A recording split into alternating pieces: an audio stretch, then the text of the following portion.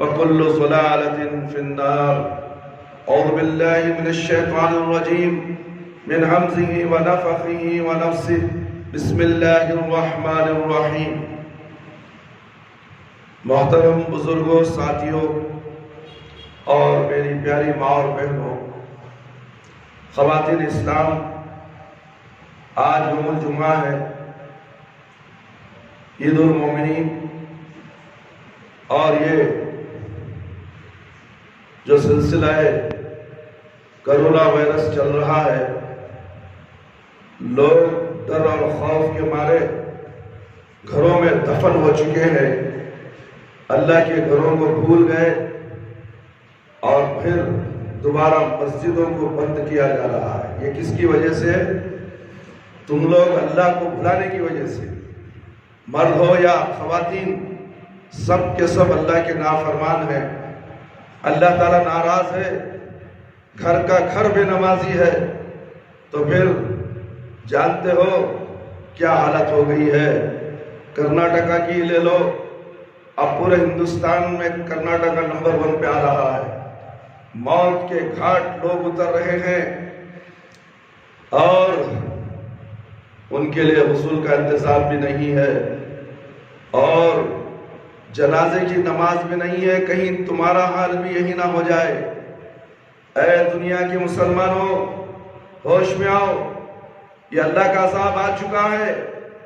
آج جمعہ ہم پڑھ رہے ہیں، کیا معلوم آئندہ جمعہ ہم پڑھے بھی یا نہ پڑھیں، کیونکہ سب مساجد کے اندر اسی جمعہ سے احتیاطاً لاک ڈاؤن کر دیا گیا ہے۔ کیوں؟ ہم تو بڑے دعوے کرتے ہیں کہ ہم مسلمان ہیں، اللہ کو یاد کرتے ہیں۔ ہم اللہ کو یاد نہیں کرتے میرے بھائی، میرے دوست۔ ہم سب سے زیادہ اللہ کی نافرمانیاں کرتے ہیں۔ جب مصیبت آ گئی ہے تو ہمیں غیر اللہ کا دامن چھوڑنے کے لیے ہم تیار نہیں ہیں۔ غیر اللہ سے مدد مانگنے کے لیے ہم باولے ہوتے جا رہے ہیں، اور ایک اللہ کی عبادت کرنے کے لیے ہم مسجد میں آ کر دعا کرتے ہوئے اللہ سے بھیک مانگنے کے لیے ہمارے پاس ٹائم نہیں ہے۔ اب تم کما بھی نہیں سکو گے، تم گھر بھی چلا نہیں سکو گے، تب کیا کرو گے تم؟ اور گھر میں ہی دفن ہو جاؤ گے۔ اور یہ حالات آگے آگے بڑھتے جا رہے ہیں۔ یہ حالات کس کروٹ بدلنے والے ہیں یہ سوائے رب العالمین کے کوئی نہیں جانتا۔ اس لیے آؤ رب العالمین کے دربار میں، آؤ ایک اللہ کی عبادت کرو اور ایک نبی صلی اللہ علیہ وسلم کی اطاعت اور فرما برداری کرو۔ اور زیادہ تر ہم لوگ سوچتے ہیں کہ جو ہوگا سب کے ساتھ، جو ہوگا ہمارے ساتھ بھی وہی ہوگا۔ ہاں، ہمارے ساتھ بھی وہی ہوگا اگر ہم ایمان باللہ پر یقین اور توکل کے ساتھ ایمان لے آئیں، ہم ایک اللہ کی عبادت کریں۔ اس بیماری میں ہماری موت آئی ہے تو ہمارے لیے اللہ اکبر خاتمہ بالخیر ہوگا۔ اگر ہم اس بیماری میں بے ایمان ہو کر مر گئے تو ہمارا انجام کیا ہوگا؟ اللہ اکبر۔ کوئی سوچتا ہے میرے بھائی؟ اے خواتین اسلام، آپ گھروں میں بیکار بیٹھ کر ٹی وی دیکھتی ہیں اور گھروں میں بیٹھ کر لوگوں کی غیبت کرتے ہوئے وقت گزار رہی ہے، یا تو انٹرنیٹ کا موبائل ہاتھوں میں ہوتا ہے، بوڑھی سے بوڑھی عورت یا جوان عورت یا بچی، نہ جانے بچے، سب کے سب اللہ اکبر انٹرنیٹ میں مگن ہیں اور اللہ کو یاد کہاں سے کریں گے؟ گھر کا فرد، جو گھر کا بڑا باپ ہوتا ہے، وہ خود کنٹرول سے باہر ہے، وہ بیوی کے کنٹرول سے باہر ہے، بچوں کے کنٹرول سے باہر ہے۔ پھر نصیحت کرے تو کسے نصیحت کرے؟ باپ خود بے نمازی ہے، اللہ اکبر، ماں خود بے نمازی ہے۔ یہ بے نمازی گھرانے، تمہارے کو عذاب آئے گا میرے بھائی، میرے دوست اور خواتین اسلام، اللہ سے ڈرو۔ آؤ ہم دیکھتے ہیں کہ قرآن اور حدیث کی روشنی میں بہترین خاتون کون ہے۔ پیارے نبی صلی اللہ علیہ وسلم کی احادیث سے ہمیں پتہ چلے گا، قرآن اور حدیث کی روشنی سے ہم جاننے کی کوشش کرتے ہیں کہ گھر کے اندر جو ماں ہوتی ہے، بیوی ہوتی ہے، بہن ہوتی ہے، اس کا کام کیا ہے، وہ کس طرح اپنے گھر کو جنت بناتی ہے۔ اللہ اکبر۔ آج کل تو اکثر گھروں میں حکومت چلتی ہے تو عورت کی چلتی ہے، مرد کی کچھ نہیں چلتی، بچوں کی چلتی ہے، مرد کی کچھ نہیں چلتی۔ شادی سے پہلے شوہر سے محبت، اس کے بعد بچے جب ہو جائیں گے، بڑے ہو جائیں گے، جوان ہو جائیں گے، اس کے بعد ساری محبت بچوں پر چلے جائے گی اور شوہر کو بازو ہٹا دیا جائے گا، پوری محبت بچوں کے ساتھ اور شوہر کے ساتھ نافرمانی کرنے لگ جائیں گی۔ تو پھر یہ عذاب نے تو کیا ہے؟ یہ گھر کا حاکم دیوس بن جائے اور گھر کا آیوم، گھر کا جو حاکم ہوتا ہے وہ خاموش ہو جائے، عورت کی حکومت گھر میں چلتی ہے، یہ بیچارہ دیوس کا ہی رہ جاتا ہے اور جہنم کو جانے کے لیے بھی تیار ہو جاتا ہے۔ اس کی زبان نہیں کھلتی، اس کی زبان کو لگام دیا جاتا ہے۔ بہت سے لوگ جادو کے ذریعے سے شوہر کو اس کی بولتی بند کر دیتے ہیں۔ جادو معلوم ہے؟ جادو کا اثر ہوتا ہے میرے بھائی میرے دوست۔ یہ خواتین اسلام جو آزو بازو منہ مارتی پھرتی ہیں، بازو والے گھر کی عورتوں کو اپنے گھروں میں جما لیتی ہیں اور یہ شوہر کے خلاف اکساتی ہیں۔ تھوڑی سی کمی آ گئی تو کہتی ہیں کہ چلو بابا کے پاس جاؤ، تعویذ ڈالو، تمہارا شوہر خاموش ہو جائے گا، تمہارا شوہر کی منہ بولتی بند ہو جائے گی۔ اللہ اکبر! دیکھو ایسے بہت سے گھرانے ہیں، بنگلور ہو یا دوسرے کوئی اور ممالک شہر ہو، جہاں بھی جاؤ یہ باباؤں کا دربار چل رہا ہے، یہ شیاطین ہیں، ان کی گردنیں اڑانے کا حکم ہے۔ اللہ کے نبی صلی اللہ علیہ وسلم نے کہا، عمر رضی اللہ تعالیٰ نے کہا اس کی گردن اڑاؤ، جو گھروں کو تباہ کرتا ہے، گھر کے ماحول کو بگاڑ دیتا ہے۔ اللہ اکبر! اس سے بچیے میرے بھائی میرے دوست۔ گھر میں حاکم جو مرد ہوتا ہے اس کو بولنے کا حق ہے، اسی کے تابع بیوی اور بچے ہوتے ہیں۔ اگر وہی بیوی بچے شوہر کے حاکم بننے کے بجائے اس کی مخالفت کرنے لگے، گھر جہنم خدا بن جاتا ہے۔ عبداللہ بن سلام رضی اللہ تعالیٰ عنہ بیان کرتے ہیں، قال رسول اللہ صلی اللہ علیہ وسلم خیر النساء تسرك اذا ابصرت وتطيعك اذا امرت وتحفظ غیبتك في نفسها ومالك۔ رسول اللہ صلی اللہ علیہ وسلم نے فرمایا، بہترین عورت بیوی وہ ہے کہ جب تم اس کی طرف دیکھو تو وہ تمہیں خوش کر دے، اور جب تم اسے کسی کام کا حکم دو تو وہ تو تمہاری اطاعت کرے، تمہاری عدم موجودگی میں تمہارے مال اور اپنی ذات کی حفاظت کرے۔ اللہ اکبر! دیکھیں یہ شوہر کا حکم ہے، شوہر کا گھر ہے، شوہر کے گھر کے اندر جو حکم چلتا ہے اور شوہر کے گھر کے اندر جو مال اور متاع اور بیوی بچے جو ہیں وہ شوہر کے حکم کے مطابق، اور ان کی حفاظت کرنے والی کون؟ نیک اور صالح متقی بیوی، اس کے حوالے گھر کیا جاتا ہے۔ اور یہی گھر کو جہنم خدا بنا دے تو پھر کیا ہوگا اس گھر کا؟ ہر مسلمان عورت کی تمنا ہوتی ہے کہ وہ اللہ تعالیٰ کے نزدیک بہترین اور معزز خواتین میں شامل ہو جائے۔ اس تمنا کی تکمیل کا کیا طریقہ ہے اور بہترین عورت کی صفات کیا ہے؟ میری پیاری بہنوں، ان دنوں سوالوں کا مفصل جواب دینے سے پہلے یہ ہم عرض کرنا ضروری سمجھتے ہیں کہ بہترین عورت وہ ہے، بہترین عورت وہ ہے جس سے اللہ راضی ہو جائے اور اسے اپنی خصوصی رحمتوں اور محبتوں سے نوازے، اس طرح اسے دنیا میں راحت اور اطمینان حاصل ہو جائے اور وہ آخرت میں جنت الفردوس اور ابدی نعمتوں سے فیض یاب ہو سکے، جہاں اس کی جوانی ختم ہوگی نہ کبھی وہ بیمار ہوگی، وہ ہمیشہ جنت میں جوان رہے گی، اسے کبھی تھکاوٹ اور اکتاہٹ ہوگی نہ کبھی کوئی دکھ اور غم اس کے قریب پھٹکے گا۔ وہ کیسی شاندار اور پرلطف زندگی ہوگی، کیسی بے مثال خوش بختی ہوگی، جنت کے سائے تلے کیسی عظیم الشان زندگی ہوگی۔ اللہ اکبر! اللہ اکبر! اس میں دائمی خوشیاں ہوں گی، ساری فضا خوشبوؤں سے مہک رہی ہوگی، بے مثال نعمتیں ہوں گی، امن و امان کا گہوارہ ہوگا۔ اس کی نعمتیں ایسی لاسانی ہوگی کہ جو کسی آنکھ نے نہیں دیکھا، نہ کسی نے ان کے بارے میں سنا اور نہ کسی شخص کے دل میں کبھی ان کا تصور آیا۔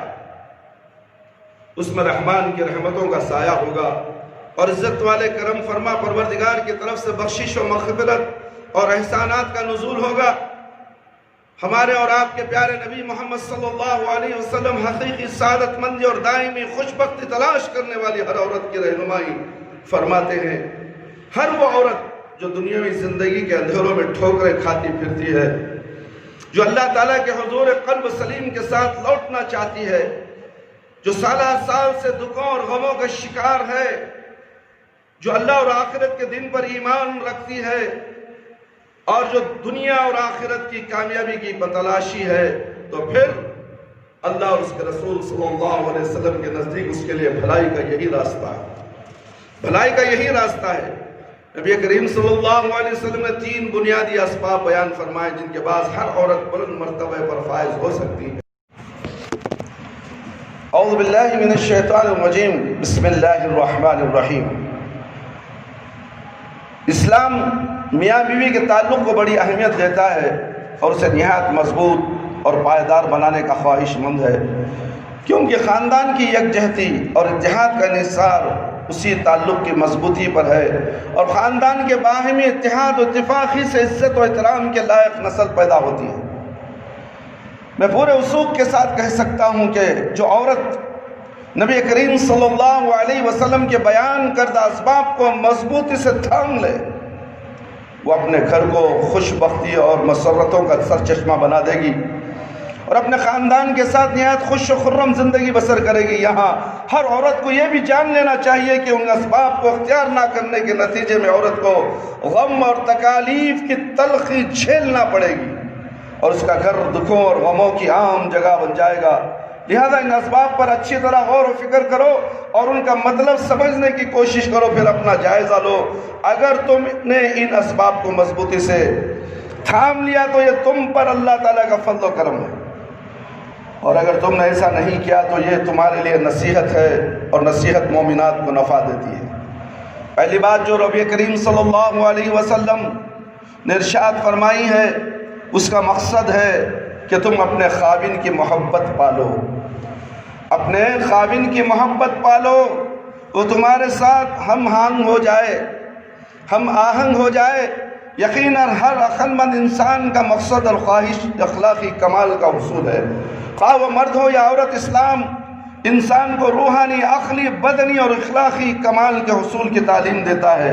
میری پیاری ماں اور بہنوں، خواتین اسلام، تمہیں اپنے ظاہری حسن و جمال کے اہتمام کے لیے اللہ تعالیٰ کی حلال کردہ جائز اشیاء، مہندی ہو، عصمت، سرما لگانا چاہیے اور زیورات پہننے چاہیے، کیونکہ بہترین عورت وہ ہے جس کی طرف اس کے خاوند کی ایک نظر پڑتے ہی اس کی آنکھوں سے خوش بختی جھلکنے لگے۔ آدمی حصول معاش کے لیے گھر سے نکلتا ہے تو وہ محنت کے بعد جسمانی طور پر تھک جاتا ہے، اور بعض اوقات اپنے کام کی مشقت کی وجہ سے دماغی تھکاوٹ کا شکار بھی ہو جاتا ہے، اور بڑی شدت سے گھر لوٹنے کا انتظار کرتا ہے تاکہ تھکاوٹ سے چور جسم کو آرام اور سکون مل سکے۔ لہذا جب وہ دن بھر کی مشقت کے بعد گھر میں داخل ہوتا ہے، وہ اپنی بیوی کے برتاؤ میں کوئی خوش کن پہلو نہیں دیکھتا، تو اس کا مطلب یہ ہے کہ وہ اپنے خاوند سے تعلقات کے پہلے ہی مرحلے میں ناکام ہو گئی ہے۔ تو یقیناً گھٹن اور تنگی محسوس کرے گا اور اس کے اظہار کے لیے طرح طرح کے بہانے تلاش کرے گا۔ کبھی کسی بات پر خفا ہوگا تو کبھی کسی کام پر ناراضی کا اظہار کرے گا۔ اس کے برعکس جب وہ گھر واپس آنے پر اپنی بیوی کو ایسی حالت میں دیکھے جسے وہ خوش ہو جائے، اس کا دل جھوم اٹھے، وہ بہت جلد ذہنی پریشانی اور جسمانی تھکاوٹ کو بھول جائے گا۔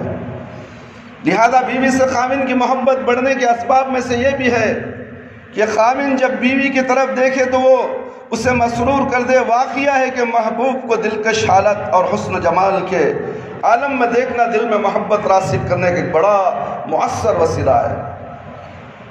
میری پیاری بہنوں، خاوند کے گھر آنے سے پہلے اپنی حالت کا جائزہ لو، اپنے لباس کو بغور دیکھو اور اپنے دل سے پوچھو کیا میرا خاوند مجھے اس حالت میں دیکھ کر خوش ہوگا؟ ہر عورت اس کا سوال کا جواب جانتی ہے، خوب جانتی ہے۔ بلا شبہ ہر آدمی خوبصورت چیزوں سے فطری طور پر محبت کرتا ہے، سوائے اس شخص سے جس نے اپنی فطرت کو مسخ کر ڈالا اور وہ خبیث چیزوں کے حصول میں لگا رہتا ہے۔ جب خاوند اپنے گھر میں داخل ہو کر اپنی بیوی کو نہایت حسین و جمیل صورت میں دیکھتا ہے تو اپنی بیوی سے محبت اور اس کی طرف رغبت محسوس کرتا ہے، وہ اپنے لیے بیوی کے بناؤ سنگار کا اہتمام محسوس کرتا ہے۔ اس کے برعکس بعض خواتین خاوند کے آ جانے کے بعد بھی گھریلو کام کاج میں، مثلا کھانا پکانے، کپڑے دھونے یا صفائی ستھرائی میں لگی رہتی ہیں۔ یہ بہت برا کام ہے میرے بھائی۔ جب شوہر آ رہا، معلوم ہے آپ کو گھر کے اندر شوہر آ رہا ہے، آپ اس کے انتظار میں، آپ کے انتظار میں رہیں، آپ کو دیکھ کر وہ خوش ہو جائے۔ آپ اگر کچن میں رہیں یا باتھ روم میں رہیں یا کوئی کام و کاج باہر کرتی رہیں تو شوہر آئے گا تو سب سے پہلے اپنے بیوی کے چہرے کو دیکھنا پسند کرتا ہے، اس کے اندر اس کے چہرے کو، مسکراہٹ کو دیکھنا پسند کرتا ہے، اس کو دل کا سرور ملتا ہے۔ یہ پیارے نبی صلی اللہ علیہ وسلم کی بات ہے میرے بھائی، میرے دوست، اس پر عمل کر کر تو دیکھو اے خواتین اسلام۔ کھانا پکانے، کپڑے دھونے یا صاف صفائی میں لگی رہتی ہیں، انہیں چاہیے کہ وہ تمام کاموں سے خاوند کی آمد سے پہلے ہی فارغ ہو جائے، اگرچہ اس لیے انہیں کچھ زیادہ محنت کرنی پڑے گی اور اضافی تھکاوٹ بھی برداشت کرنی ہوگی۔ اگر وہ ایسا کر لے تو اضافی محنت اور مشکلات کا صلہ بھی انہیں بہت خوشگوار ملے گا۔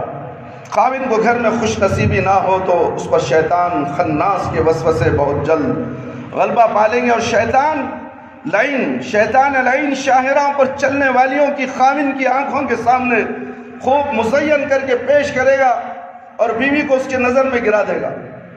پیاری بہنوں، جب بھی تمہارا خاوند تمہاری طرف دیکھے تو اسے تمہارے ہونٹوں پر دلکش مسکراہٹ نظر آنی چاہیے، اگرچہ اس مسکراہٹ پر ایک لمحے سے زیادہ وقت نہیں لگتا، لیکن خاوند کے دل میں اس کی زیادہ ہمیشہ تازہ رہتی ہے۔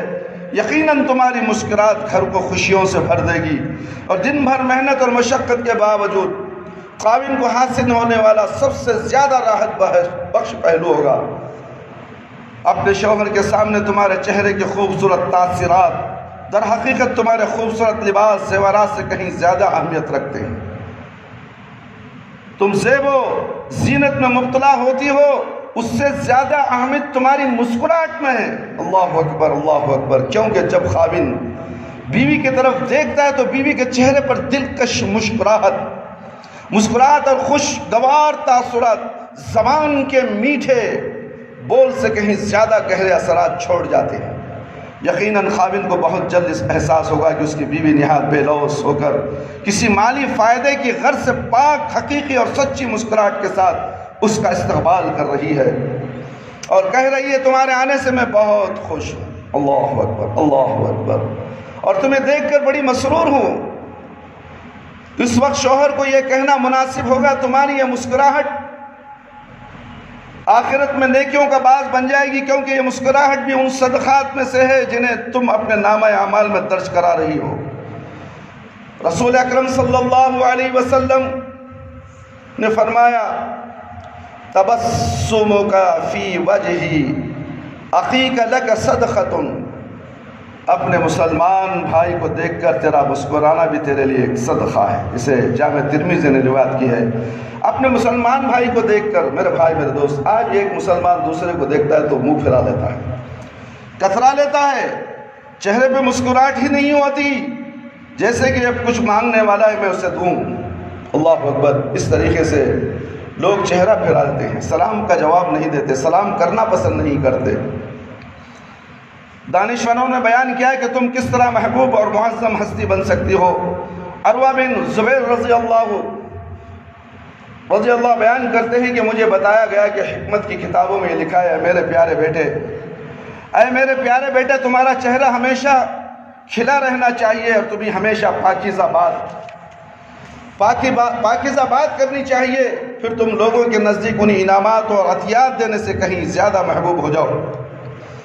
جناب سعید بن عبید طائی رحمۃ اللہ علیہ فرماتے ہیں، تم لوگوں کے ساتھ مسکراتے چہرے کے ساتھ ملو، اگر تم ان سے مسکرا کر ملو گے تو محبت کے ایسے پھل چنو گے جو بہت پاکیزہ اور خوش ذائقہ ہیں۔ حبیب بن ثابت رحمہ اللہ فرماتے ہیں، من حسن خلق الرجل ان يحدث صاحبه وهو مخبل عليه بوجهه آدمی کے اخلاق حسنہ میں سے یہ بھی ہے کہ وہ اپنے ساتھی سے توجہ کے ساتھ گفتگو کرے، گفتگو کرتے ہوئے اپنے ساتھی سے توجہ کے ساتھ کرے، خیال کہیں، بات کہیں، سوچ کہیں، بات کچھ اور ہو رہی ہے، توجہ نہیں دینا، یعنی سامنے والے کو حقیر سمجھنا۔ منصور بن محمد قریظی رحمہ اللہ نے کہا ہے تم جو بھی نیک اور اچھا کام کرو گے وہ اس وقت تک مکمل نہیں ہوگا جب تک تم مسکراتے چہرے والے اور عمدہ محاسن کے مالک نہ بن جاؤ۔ خیر و بھلائی کو ہاتھ بڑھا کر لے لو، اس کے برعکس شر اور برائی کے سامنے ایسے ہو جاؤ جیسے تمہارے ہاتھ جکڑے ہوئے ہیں۔ اے میری مسلمان بہن، اپنی زندگی کو خندہ روئی اور خوشی سے لبریز کر دو۔ چہرے کی شگفتگی تمہارے خاوند کو خوش کر دے گی اور تمہارے گھر میں خوشی کے چراغ روشن کر دے گی۔ خوب جان لو تمہاری اس خندہ روئی اور مسکراہٹ کا سب سے زیادہ حقدار کوئی ہے تو وہ تمہارا شوہر ہے۔ میری پیاری مومنہ بہنوں، ہر خاوند کی دل کی گہرائیوں سے چاہتا ہے کہ اس کے گھر میں خوش نصیبی کا راج ہو، اس کے گھر کے افراد میں باہمی خوشیاں اور شادمانیوں کا بسیرا ہو، لیکن وہ چیز جو اس خوش بختی کو تباہ کر دیتی ہے، خوشیوں کو بھگا دیتی ہے اور غموں کو دعوت دیتی ہے، وہ عورت کا اپنے خاوند کے ساتھ اس طرح پیش آنا جیسے وہ خاوند کے ہم پلہ اور اس سے بہتر ہے۔ ہر بیوی یہ چاہتی ہے کہ میں خاوند کے برابر رہوں یا تو اس سے آگے رہوں، میں بات کروں تو خاوند سے زیادہ اونچی آواز میں بات کروں۔ یہ ہر عورت گھر کے اندر چاہتی ہے میں گھر کی ملکہ ہوں، یہاں میرا آرڈر چلے گا، باہر تمہارا آرڈر چلے گا، یہاں دم دبا کر بیٹھو، ہم جو کہتے ہیں وہ کرو۔ یہ ہر عورت چاہتی ہے میرے بھائی، میرے دوست، ایسا ہرگز نہیں ہونا چاہیے۔ اس طرح پیش آنا جیسے وہ خاوند کے ہم پلہ اس سے بہتر ہے، اور وہ صرف اپنی رائے کو اہم سمجھتی ہے اور اپنے خاوند کی اطاعت صرف اسی معاملے میں کرتی ہے جو اس کی مرضی اور خواہش کے مطابق ہے۔ وہ ہمیشہ خاوند سے یہ چاہتی ہے کہ اس کی خواہشات کی تکمیل کرتا رہے، اور اسے امید رکھتی ہے کہ جن چیزوں کی وہ عادی ہو چکی ہے انہیں ہرگز نہ بھولے، اور جن باتوں اور کاموں سے اسے شغف ہے وہ ان کا ضرور خیال رکھے۔ ایسی بیوی اپنے اسی انداز فکر سے اپنا گھر برباد کر لیتی ہے، ہنستے بھستے گھر کا اجاڑ دیتی ہے، ہنستے بھستے گھر کو اجاڑ دیتی ہے۔ اگر اولاد ہو تو اسے آوارہ اور بد کردار بنا دیتی ہے۔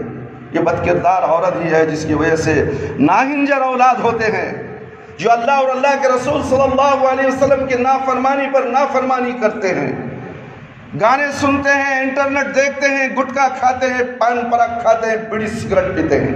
یہ داڑیاں رکھ کر یہ ناہنجر لوگ، یہ کیا ہے؟ ماں کا گود تربیت گاہ ہے، وہ تربیت صحیح نہ رہنے کی وجہ سے آج اولادیں پاگل ہو چکی ہیں، نکمے ہو چکے ہیں، نوجوان نسل برباد ہو رہی ہے۔ یہاں تک کہ بہت سے ہم نے داڑھی والوں کو دیکھا ہے، نمازیوں کو دیکھا ہے، بیڑی سگریٹ پیتے ہیں۔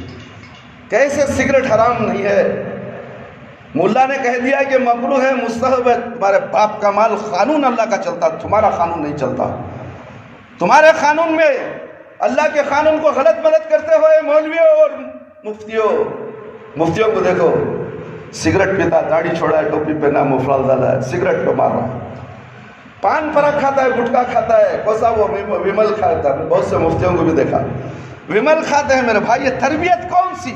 یہ مدرسے میں پڑھانے والے مفتیان اکرام، کیا یہ ومل کھائے گا تو اس کے پاس تعلیم حاصل کرنے والا بچہ کیا لڈو کھائے گا؟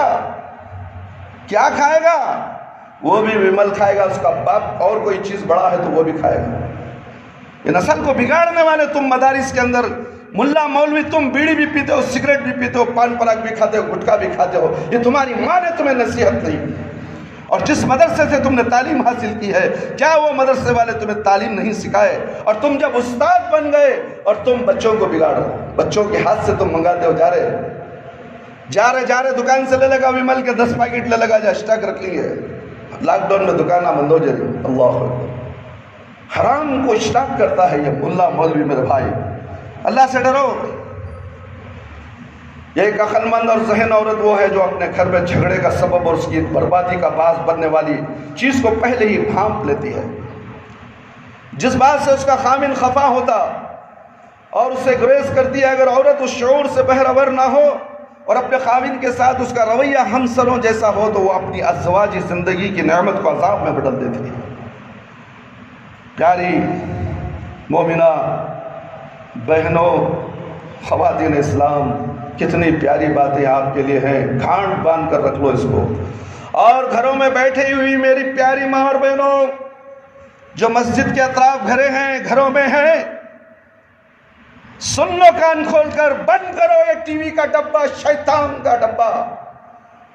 نماز ہوتی ہے تو میں ٹی وی چلاتی ہو، ہندوانہ رسم و رواج کی سیریلیں دیکھتی ہو، اور گھروں کے اندر دیولیں، مورتیاں تمہارے گھروں میں آتی ہیں، اور تم کہتی ہے کہ ہمارے گھر میں رحمت نہیں ہے، برکت نہیں ہے، اور تم نے خود گھر میں دیول بنا لیا ہے، مندر بنا لیا ہے، اور تم سیریل دیکھتی ہو۔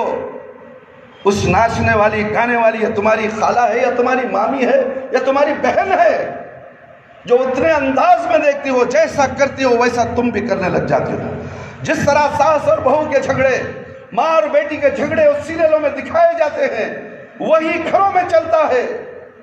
پیارے نبی صلی اللہ علیہ وسلم کی تعلیمات نہیں چلتی، فلانی ایکٹریس نے فلانے اس وقت اس سیریل میں ایسا کیا تھا، میں بھی ایسا ہی کروں۔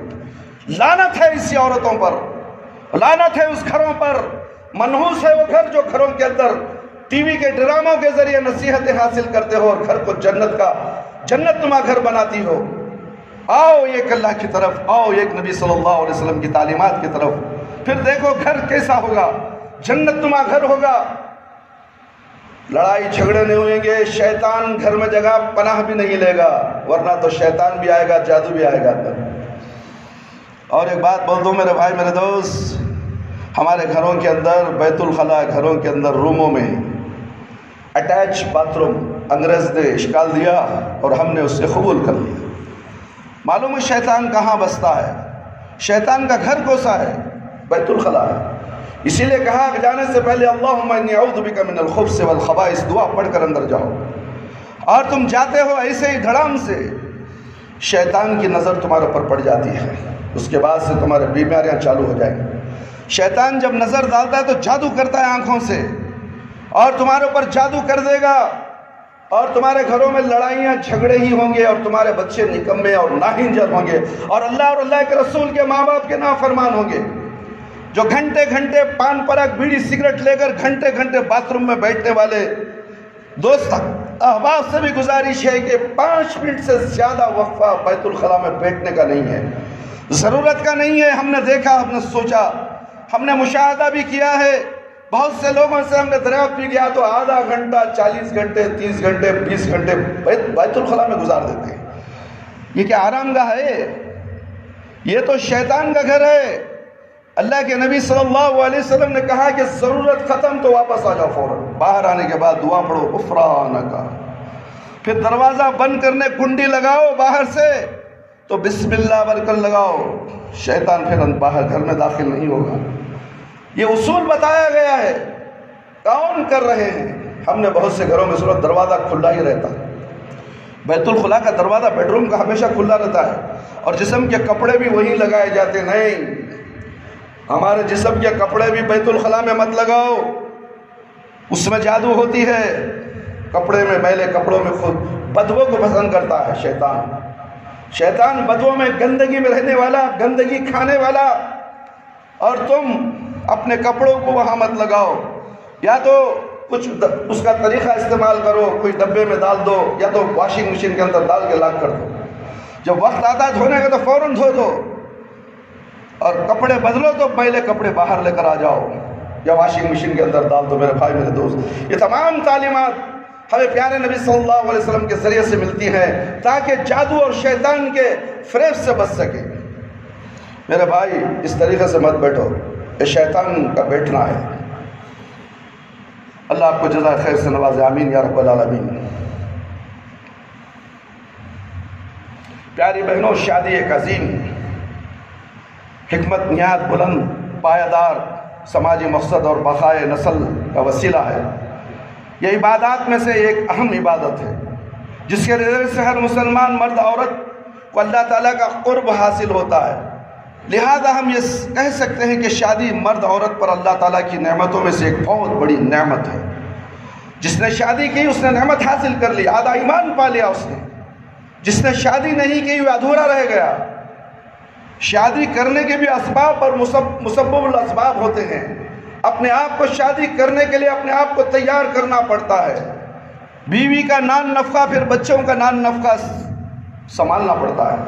ان تمام حالات کے آنے کے بعد فوراً اس کی شادی کر دو، ورنہ تو شیطان اس پر مسلط ہو جائے گا، لڑکا ہو یا لڑکی۔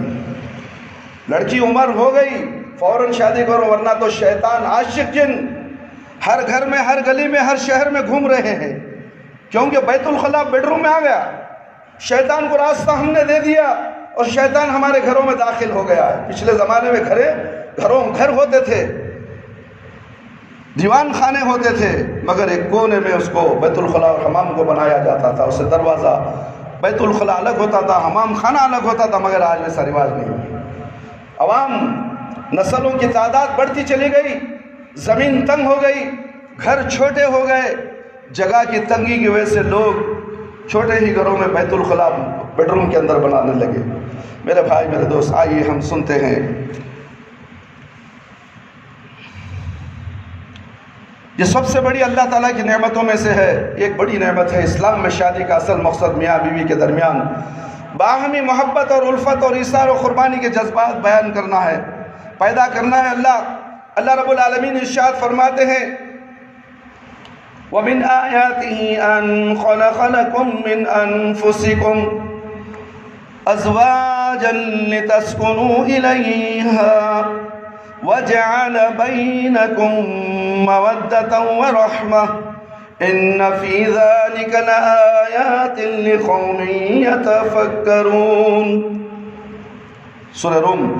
اور یہ بھی اس کی نشانیوں میں سے ایک نشانی ہے کہ اس نے تمہارے لیے تمہاری ہی جن سے بیویاں پیدا کی تاکہ تم ان سے سکون حاصل کرو۔ اس نے تمہارے درمیان محبت اور رحمت پیدا کر دی۔ بلا شبہ ان میں لوگوں کے لیے عظیم نشانیاں ہیں جو فکر و غور کرتے ہیں، اس محبت اور الفت کو قائم و دائم رکھنے، اور بلا شبہ اس میں ان لوگوں کے لیے عظیم نشانیاں ہیں جو غور و فکر کرتے ہیں۔ اللہ تعالیٰ نے میاں بیوی کے ایک دوسرے پر حقوق مقرر فرمائے ہیں۔ اللہ تعالیٰ فرماتا ہے وَلَهُنَّ مِثْلُ الَّذِينَ عَلَيْهِنَّ بِالْمَعْرُوفِ وَلِلرِّجَالِ عَلَيْهِنَّ دَرَجَةٌ۔ سورۃ البقرہ۔ عورتوں پر اور اس دستور کے مطابق عورتوں کے مردوں پر ویسے ہی حقوق ہے جیسے مردوں کے عورتوں پر ہیں، اور مردوں کے لیے ان پر ایک درجہ اور فضیلت ہے۔ اسلام میں عورت کے لیے بہت سارے حقوق ہیں جنہیں ادا کرنا شوہر کا فرض ہے۔ اگر وہ یہ حقوق ادا نہیں کرے گا تو اللہ کے نزدیک نافرمان اور گنہگار ہوگا۔ اس وقت ہم خاوند کے بیوی پر حقوق میں سے ایک حق کا تذکرہ کر رہے ہیں۔ اس حق کی ادائیگی سے عورت اپنے رب کی جنت حاصل کر سکتی ہے اور دنیا اور آخرت میں سرخرو ہو سکتی ہے۔ وہ حق یہ ہے کہ عورت کو اپنے خاوند کی اطاعت و شعار بیوی ہونا چاہیے۔ جو خاوند اس کے حقوق کا پاسدار ہو، اس کا استحقاق ہے کہ وہ اپنے بیوی سے ہمیشہ پاکیزہ اور میٹھی بات سنے اور بیوی کو ہر وقت اپنی حاجات اور ضروریات پوری کرنے والی پائے۔ میری پیاری مومنہ بہنوں، خاوند کے لیے تیری اطاعت ہی ازدواجی زندگی کی کامیابی کی ضمانت ہے۔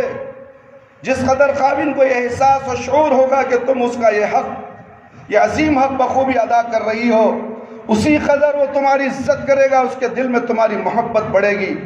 نبی کریم صلی اللہ علیہ وسلم نے مومن عورتوں کو یہ تعلیم دی ہے کہ جنت کا راستہ اللہ اور اس کے رسول صلی اللہ علیہ وسلم کی اطاعت کے بعد، اللہ اور اللہ کے رسول صلی اللہ علیہ وسلم کی اطاعت کے بعد، اے میری خواتین اسلام کان کھول کر سنو، اللہ کی اطاعت، نبی کی اطاعت کے بعد اتنا بڑا درجہ اللہ نے دیا ہے، کسی ملا مولوی پیر مرشد نے نہیں، یہ اللہ نے دیا ہے وعدہ۔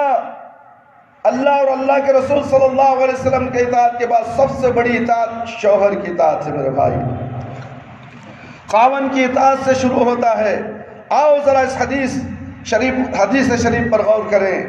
حسین بن محسن رضی اللہ عنہ روایت کرتے ہیں کہ ان کی پھوپھی اپنے کسی کام سے نبی کریم صلی اللہ علیہ وسلم کی خدمت میں حاضر ہیں. جو وہ اپنے کام سے فارغ ہو گئی تو نبی کریم صلی اللہ علیہ وسلم سے ان سے دریافت کیا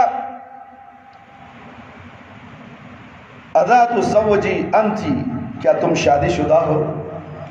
انہوں نے عرض کی جی ہاں. آپ نے پوچھا کیف انت لہو، تمہارے اس کے ساتھ سلوک اور رویہ کیسا ہے؟ انہوں نے عرض کی میں اس کی خدمت اور اطاعت گزاری میں کوئی کسر نہیں چھوڑتی سوائے اس چیز کے جو میرے بس میں نہ ہو. آپ صلی اللہ علیہ وسلم نے فرمایا فانظری این انت منہ فانما ہوا جنتک ونارک، اچھا یہ بتاؤ کہ تم اس کی نظر میں کیسی ہو، کیونکہ بے شک وہ تمہاری جنت اور جہنم ہے. اللہ اکبر. شوہر کی اطاعت اور فرما برداری نافرمانی جہنم، فرما برداری جنت ہے. اللہ اکبر. رسول اکرم صلی اللہ علیہ وسلم کے اس اشارت پر اچھی طرح غور کیجئے. ہوا جنتکی ونارکی، وہ تمہاری جنت اور جہنم ہے، یعنی اگر تم اس کی اطاعت کرو گی تو تمہارے لئے جنت کا سبب بن جائے گا. آپ صلی اللہ علیہ وسلم کی مراد یہ تھی کہ جنت کے حصول کے دوسرے اسباب کی طرح یہ بھی تمہارے لیے جنت کے حصول کا سب سے، جس طرح اللہ تعالیٰ کی خوشنودی اور اس کی جنت تک پہنچنے کے لیے دیگر اسباب اختیار کیے جاتے ہیں. صحابیہ کی اس بات پر بھی غور کیجئے. میری پیاری ماں اور بہنوں، میں اس کی اطاعت اور خدمت میں کوئی کسر نہیں چھوڑتی. اللہ اکبر.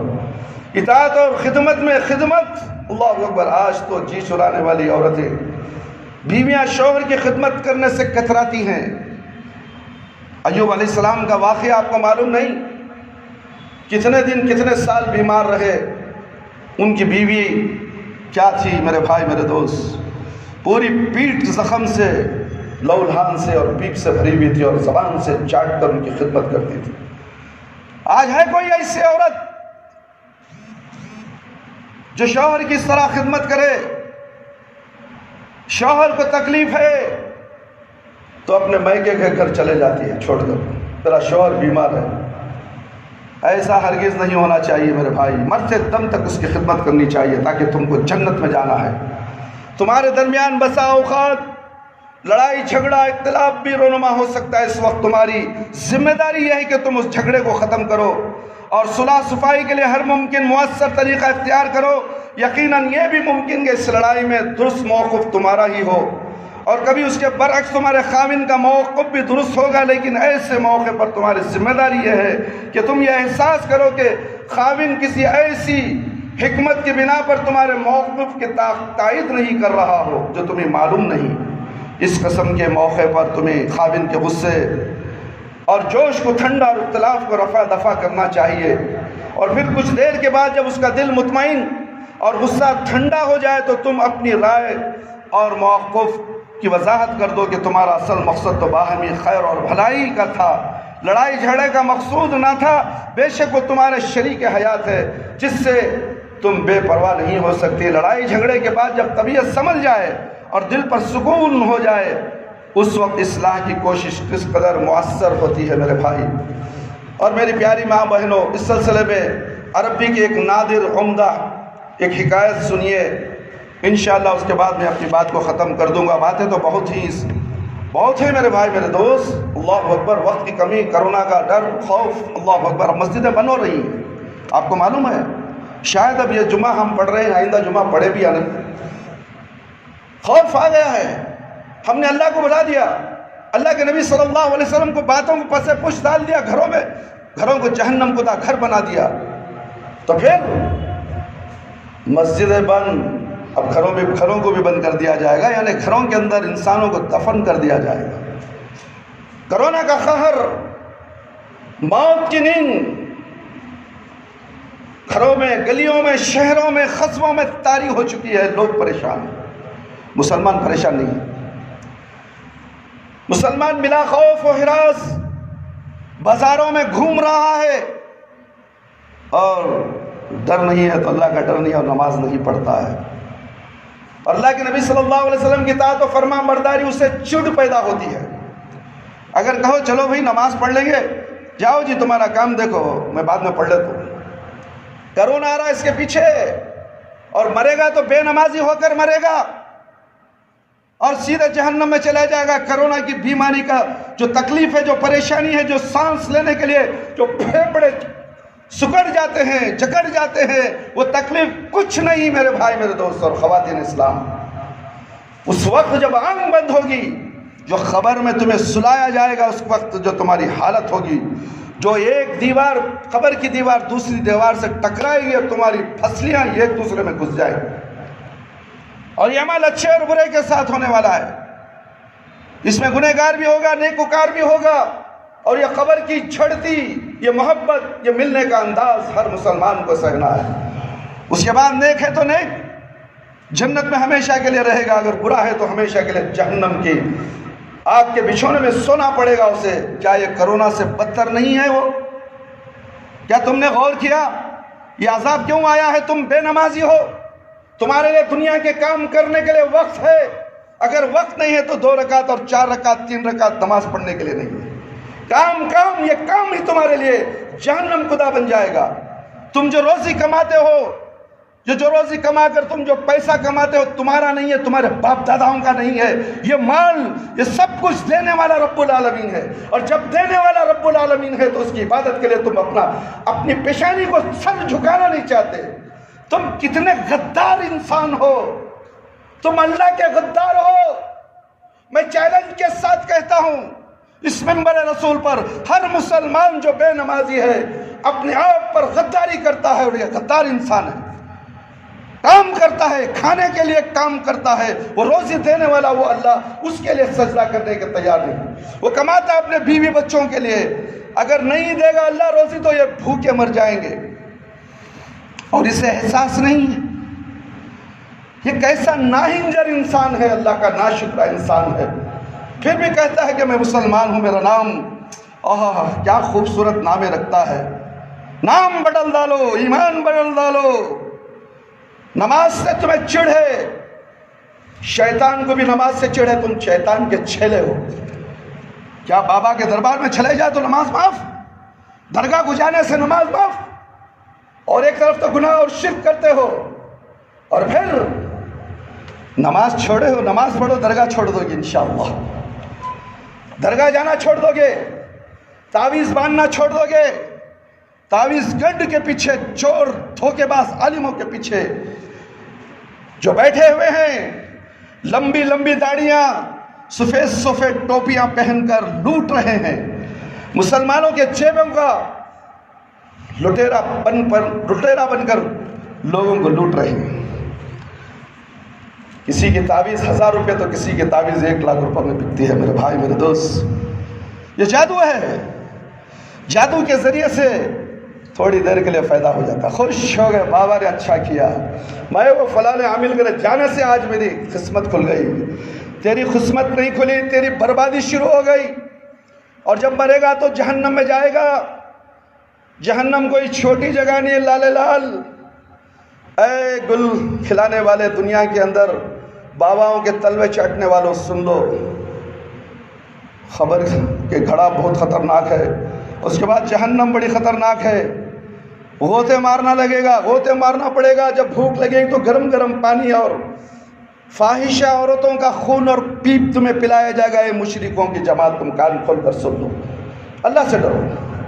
اللہ سے ڈرتے کیوں نہیں میرے بھائی میرے دوست؟ اے خواتین اسلام، کہا جاتا ہے کہ عرب کے ایک سردار کی کنیت ابو حمزہ تھی، اس نے ایک عورت سے شادی کی، پھر وہ یہ امید رکھی کہ یہ عورت بیٹے کو جنم دے گی، لیکن اس نے ایک بیٹی کو جنم دیا۔ اور جیسا کہ پرانے عربوں کے بارے میں مشہور ہے کہ لوگ جاہلیت میں بیٹیوں کو سخت ناپسند کرتے تھے، حتیٰ کہ ان میں سے ایک شخص فخر کے ساتھ اعلان کرتا کہ عنقریب وہ اپنی بیٹی کو زندہ درگور کرے گا، اور جسے اللہ بیٹی عطا کرتا ہے اس کے ساتھ اظہار ہمدردی کرتے ہوئے کہتا، اللہ تعالیٰ تمہیں اس کی دعا اس کے سب شرمساری سے بچائے، اس کی کلفت اور پریشانی سے کفایت فرمائے، اور تم اس کی شادی خبر سے کرو، زندہ درگور کرنے کا اہتمام کرو۔ جو سردار ابو حمزہ نے دیکھا کہ اس کے ہاں بیٹی پیدا ہوئی ہے تو وہ شدید غیظ و غضب کے عالم میں اپنی بیوی کے گھر سے نکل گیا اور ایک الگ گھر میں رہنے لگا۔ آج بھی ایسے ہوتا ہے عام گھروں میں، 1 سال کے بعد وہ بیوی کے خیمے کے پاس سے گزرا تو وہ اپنی بیٹی کو یہ اشعار گنگنا کر لوری دے رہی تھی۔ یا عربی میں اشعار ہے، اس کا ترجمہ آپ کے سامنے بتا رہا ہوں اس لیے کہ وقت کی کمی ہے۔ ابو حمزہ کو کیا ہو گیا؟ وہ بیوی کہہ رہی ہے دکھ بھری انداز میں اپنی بیٹی سے، ابو حمزہ کو کیا ہو گیا؟ وہ ہمارے پاس نہیں آتا، وہ ہمارے پاس والے گھر میں رہنے لگا ہے، ہم سے ناراض ہے کہ ہم بیٹے کیوں نہیں پیدا کرتی، حالانکہ جو چیز باعث عار بنی ہوئی ہے وہ ہمارے اختیار میں نہیں ہے، ہم تو وہی چیز لیتی ہیں جو ہمیں عطا کی جاتی ہے۔ بیٹا بیٹی دینے والا کون؟ اللہ رب العالمین۔ کیا ماں کی کوکھ سے جو چاہے نکل جائے گا؟ کہ باپ کے نطفے سے جو چاہے نکل جائے گا؟ اللہ جو چاہتا ہے وہی ہوتا ہے میرے بھائی میرے دوست۔ بیٹیوں سے نفرت مت کرو، یہ بیٹیاں ہی تمہیں جنت میں لے جانے والی ہیں۔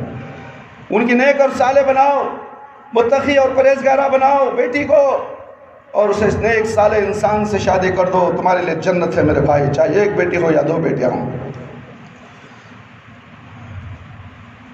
اور ہم کسانوں کے لیے زمین کی طرح ہیں، جو بیج بوتے ہیں ہم وہی اگا دیتی ہیں۔ سردار ابو حمزہ پر یہ المناک اور پرسوز شعر سنتے ہی شفقت پدری غالب آ گئی۔ وہ گھر میں داخل ہو گیا، اس نے اپنی بیوی کے سر کو بوسہ دیا اور بچی کو بھی خوب پیار کیا، اور ناراضی ختم کر کے ان کے ساتھ خوش و خرم رہنے لگا۔ اس طرح ان مختصر اور پرتاثیر کلمات کی بدولت ان 2 بچھڑے ہوئے میاں بیوی کے آشیانے میں محبت اور مسرت کا سورج دوبارہ چمکنے لگا۔ اسی لیے نیک عورت ہو، نیک بیوی ہو، نیک بیوی گھر کو جنت بنا سکتی ہے، گھر کے ماحول کو لے کر چل سکتی ہے۔ اگر بیوی میں تھوڑا بھی ٹیڑھاپن آ گیا، ختم معاملہ، بچے بھی برباد، گھر بھی برباد، شوہر روڈ کا ہو جائے گا، گلی کا ہو جائے گا۔ تم اس بات پر یقین قادر رہو کہ جب بھی تمہارا خاوند کے ساتھ جھگڑا ہو تو تم اسے فوراً ختم کر دو۔ خاوند اور میاں بیوی کے جھگڑے کو طول مت دو، اگر تم طول دو گے تو شیطان تمہارے بیچ میں ہے، وہ تمہیں طلاق دے کر ہی چھوڑے گا، رشتوں کو کاٹ کر تہس و نہس کر دے گا۔ اللہ اکبر۔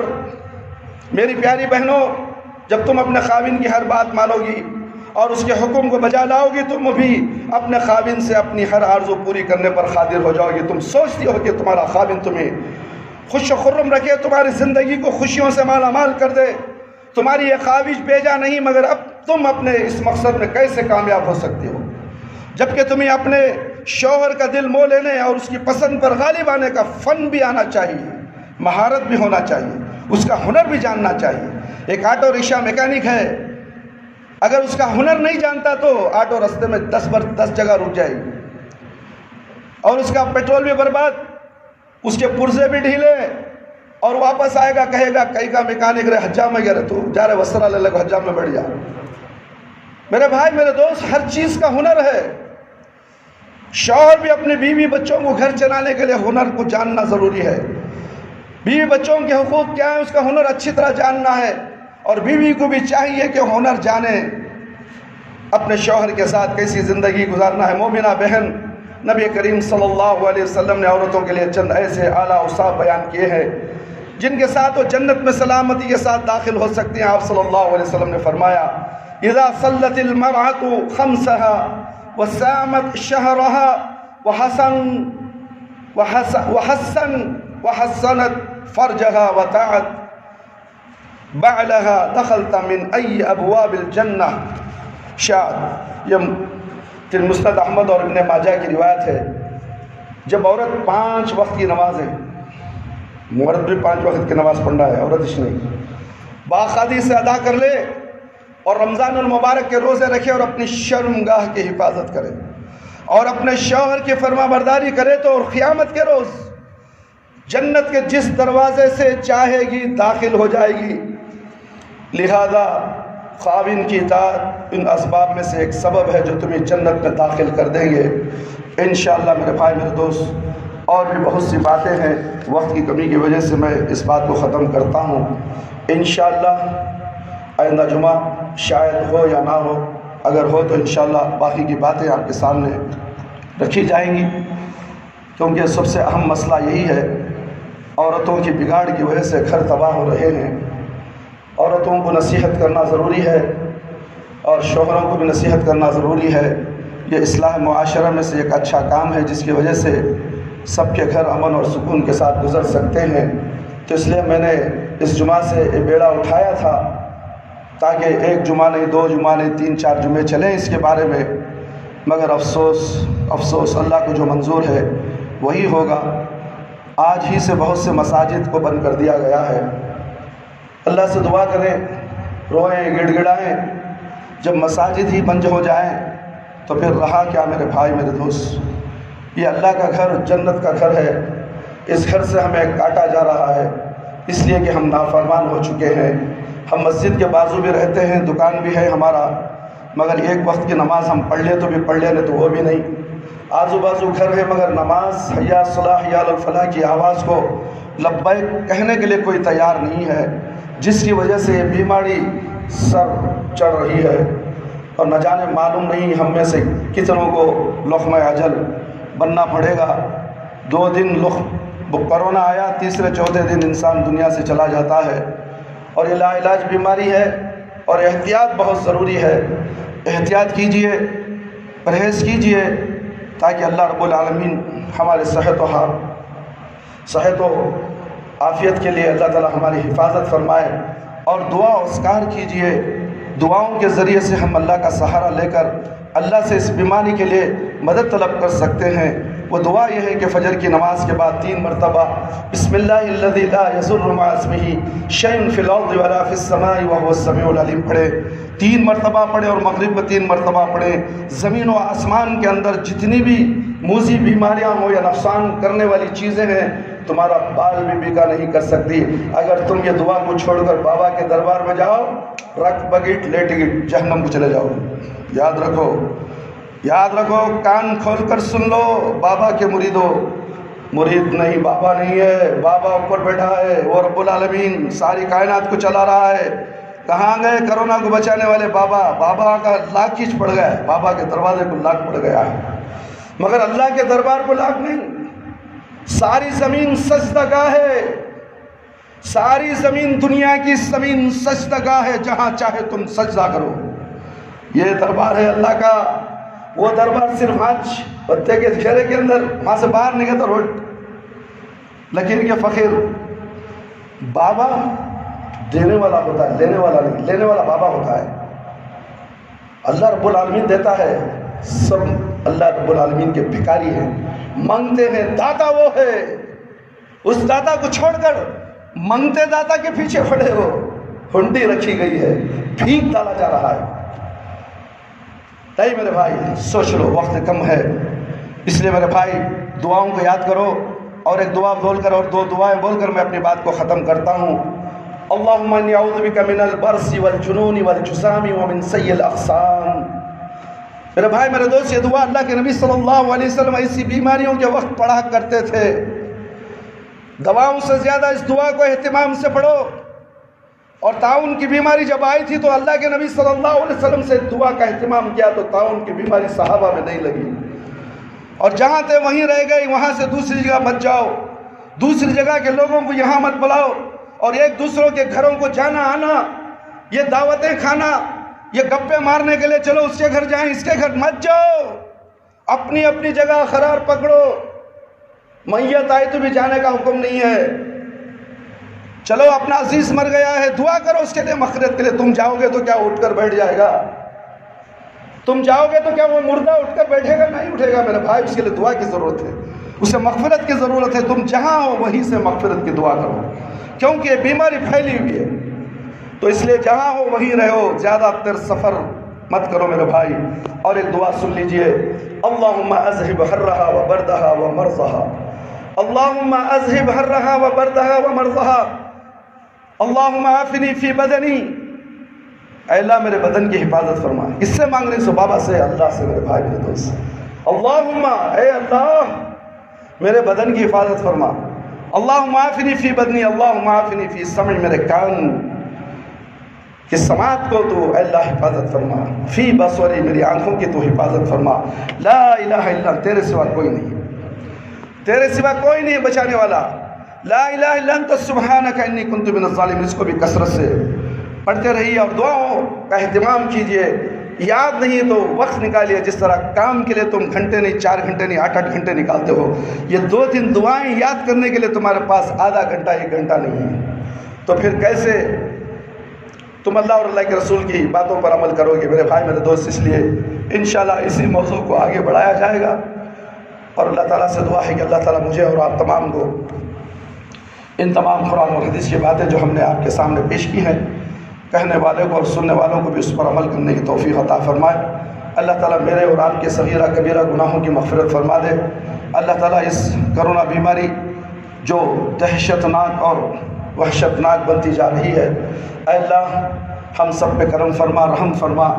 اے اللہ ہماری مغفرت کرواتے ہوئے اللہ اس بیماری سے تو ہماری حفاظت فرما، ہمارے گناہوں کی بھی مغفرت فرما دے، اور اس بیماری سے بھی تو ہماری حفاظت فرما دے۔ میرے پروردگار ہمیں توحید پرست بنا دے، تاکہ ہمیں اس بیماری میں پڑ جائیں تو ہمارا ایمان بن خیر پر خاتمہ ہو، ہم مرے تو سیدھے جنت کو جائیں۔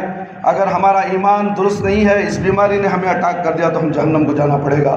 اس لیے اللہ تو ہماری حفاظت فرما، ہمارے بیوی بچوں کی حفاظت فرما، ہمارے اہل محلے والوں کی حفاظت فرما، اہل شہر کی حفاظت فرما، عالم انسان کی ساری دنیا کے انسان اور مسلمانوں کی تو حفاظت فرما۔ جہاں کہیں بھی ایک کرونا پھیلا ہوا ہے اللہ جلد سے جلد اس کا خاتمہ فرما، اور اس کی دواؤں کو ایجاد فرما، تاکہ ہر بیمار اس دوا کو لے کر اللہ تیرے حکم سے شفائے کل، شفائے عاجلہ، شفائے کاملہ، شفائے دائمہ حاصل کر سکے۔ اے اللہ اگر تو چاہے تو سب کچھ ہو سکتا ہے، اگر تو نہ چاہے تو کوئی بھی پتا بھی ہل نہیں سکتا، یہ ہمارا یقین ہے، یہ ہمارا دعویٰ ہے۔ اے اللہ تو ہماری مدد فرما۔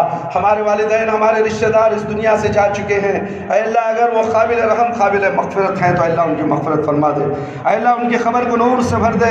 جتنے لوگ مومن مسلمان کرونا کی بیماری سے فوت ہو چکے ہیں، اے اللہ اگر وہ مومن ہیں تو انشاءاللہ وہ ضرور شہید کا درجہ پائیں گے۔ اے اللہ ان کی قبر کو جنت کا گھر بنا دے، اور کروٹ جنت نصیب عطا فرما، اور جنت الفردوس میں اعلیٰ سے اعلیٰ مقام میں تو کا جگہ عطا فرما۔ اے اللہ ہمیں بھی اس مجلس میں جتنے بھی لوگ ہیں، اے اللہ ان کی بھی تو حفاظت فرما، ان کے بھی جان و مال کی حفاظت فرما، ان کے اہل خانہ کی حفاظت فرما۔ اے اللہ ہم بھی مرے تو اے اللہ جنت الفردوس میں ہمیں جگہ عطا فرما۔ اے اللہ قبر کے عذاب سے بچا لے، یہ قبر کا عذاب بڑا سخت عذاب ہے میرے پروردگار، تو جانتا ہے، عوام نہیں جانتی۔ اے اللہ اس کا علم تیرے سوا کوئی نہیں جانتا۔ اے اللہ قبر کے عذاب سے بچا لے، جہنم کی بھڑکتی ہوئی دہکتی ہوئی آگ سے بچا لے۔ اے اللہ میدان حشر میں رسوائی سے بچا لے۔ اے اللہ وہ نفسی کا عالم، نہ بیٹا باپ کے کام آئے گا، نہ بیٹا باپ کے باپ بیٹا کے کام آئے گا، نہ بیوی شوہر کے کام، نہ شوہر بیوی کے کام، کوئی کسی کے کام نہیں آنے والا۔ کوئی بابا، کوئی پیر، کوئی مرشد، کوئی صحابہ ہو، ایمان ہو، پیغمبر ہو، صحابی ہو، کوئی بھی انسان کی مدد کرنے نہیں آئیں گے۔ اس نفسی کے عالم میں اللہ تو ہماری حفاظت فرما، تو ہماری حفاظت فرما میرے پروردگار۔ ہمیں موت آئے تو ایسی موت عطا فرما جس پر ہماری زبان پر کلمہ لا الہ الا اللہ محمد الرسول اللہ جاری رہے۔ ربنا تقبل منا انک انت السمیع العلیم وتب علینا انک انت التواب الرحیم۔ سبحان ربک رب العزۃ عما یصفون وسلام علی المرسلین والحمد للہ رب العالمین۔ یا حی یا قیوم برحمتک استغیث۔ دعا کے آخر میں یہ دعا پڑھو میرے بھائی میرے دوست، یا حی یا قیوم برحمتک استغیث۔ تمہارے آنکھوں کی پلک جو ہے وہ پلک جھپکنے سے پہلے یہ دعا اللہ تعالیٰ عرش پہ چلے جاتی ہے۔ یہ میرا قول نہیں، پیارے نبی صلی اللہ علیہ وسلم کا قول ہے۔ عمل کر کے دیکھو، تکلیف ہے، پریشانی ہے، دکھ ہے، درد ہے، یا حی یا قیوم کثرت سے پڑھو، انشاءاللہ تمہاری پریشانی، تمہاری دکھ دور ہوگی۔ بابا کے پاس مت جاؤ، کھڑے سے جگہ پڑھو، بیٹھے سے جگہ پڑھو، کام کی جگہ پڑھو، چلتے پھرتے پڑھو، گاڑی چلاتے پڑھو، کچھ بھی کرو، یہ دعا پڑھو، نماز کی پابندی کرو، اللہ کامیابی عطا فرمائے۔ آمین یا رب العالمین۔